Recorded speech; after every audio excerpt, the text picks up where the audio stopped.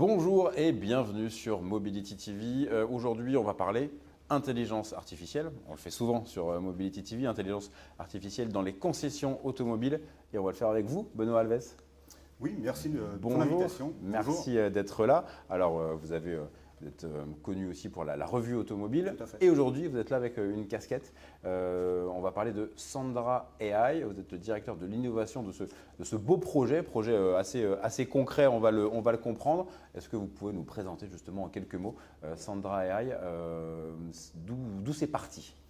Alors, Sandra AI, c'est le fruit de 3 polytechniciens Ouais. qui se sont rencontrés à l'école et ils ont juste eu des expériences chez McKinsey, dans l'automobile et dans l'intelligence artificielle. Et ils se sont rendus compte qu'il y avait une vraie problématique dans toutes les concessions en France et même à l'étranger. C'est une vraie problématique générale. Il y a grosso modo 35% des appels qui ne trouvent jamais de réponse dans une concession. Ouais, c'est ça, un gros tiers effectivement de potentiel. Donc, Vous avez tout compris. On va parler de l'importance du lead notamment forcément. Et donc là, l'idée, c'est de se dire qu'on apporte une solution quasiment 24 heures sur 24. Il n'y aura peut-être pas beaucoup de personnes qui vont appeler à 4 heures du matin, mais en tout cas, c'est la logique de se dire que C'est exactement ça. peu importe le moment auquel vous avez envie d'une information, il y aura donc comment on peut le définir, un assistant virtuel, une réponse. C'est une réceptionniste. Ouais, comme c'est qu'on ça, l'appelle. réceptionniste, Alors, ok. Tout à fait, parce que Sandra AI, la première version, la première génération, elle est vraiment finalisée pour remplacer la réceptionniste.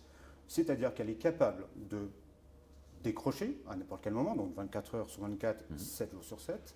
Elle est capable de comprendre la demande de l'automobiliste du client, c'est-à-dire voilà, j'ai un problème, j'ai un voyant sur ma voiture, je veux remplacer mes pneus, je veux une révision. Elle est capable de comprendre. Et de là, elle est même capable de prendre un rendez-vous sur le logiciel de l'atelier de la concession. C'est-à-dire que du début jusqu'à la fin, il n'y a pas d'intervention humaine et le parcours est extrêmement fluide.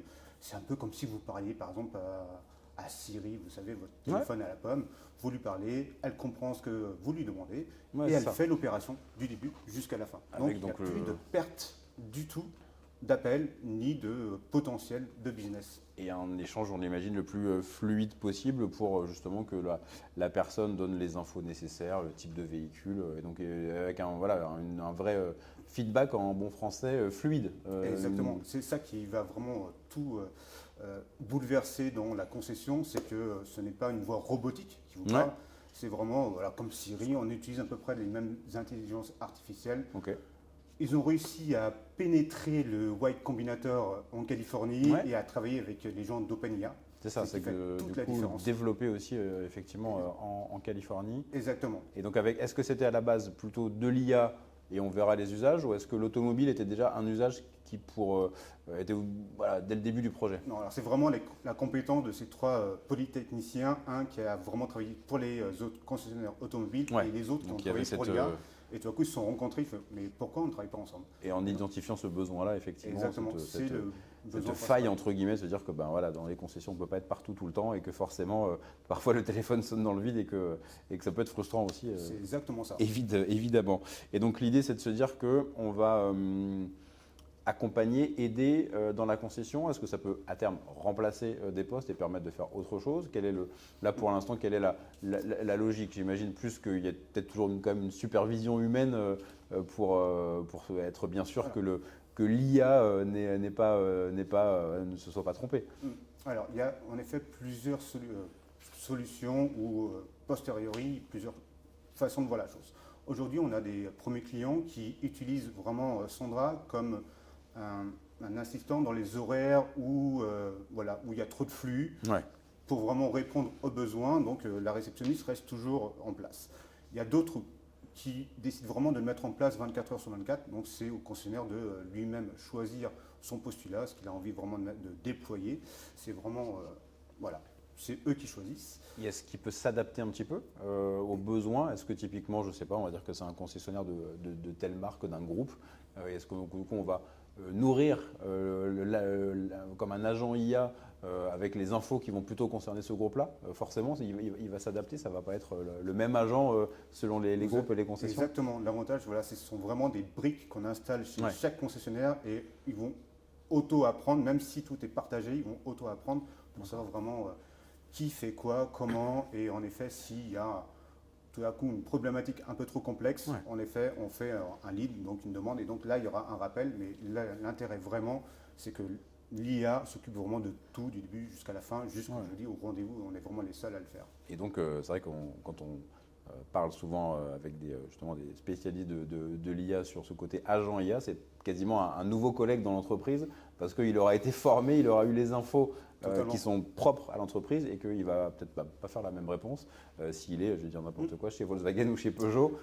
En tout cas, c'est un peu l'idée, c'est de personnaliser au maximum. Et vous avez tout à fait raison. En effet, l'avantage d'un IA ou d'une machine, c'est qu'on peut lui demander de faire des choses précisément. Donc, par exemple, en effet, des constructeurs vont avoir des certifications, des demandes particulières, et donc on va répondre à 100% de ses besoins. Et en effet, entre Volkswagen et Mercedes, on n'a pas le même chemin ou cheminement, Ouais. et donc on est capable d'adapter à chaque concessionnaire voilà, ce qu'il veut vraiment mettre en place. Et donc voilà, donc Sandra AI est en train d'être lancée, déjà des Exactement. premiers clients, et l'idée c'est Oui. effectivement de poursuivre ce développement Tout à fait. en France, pas que.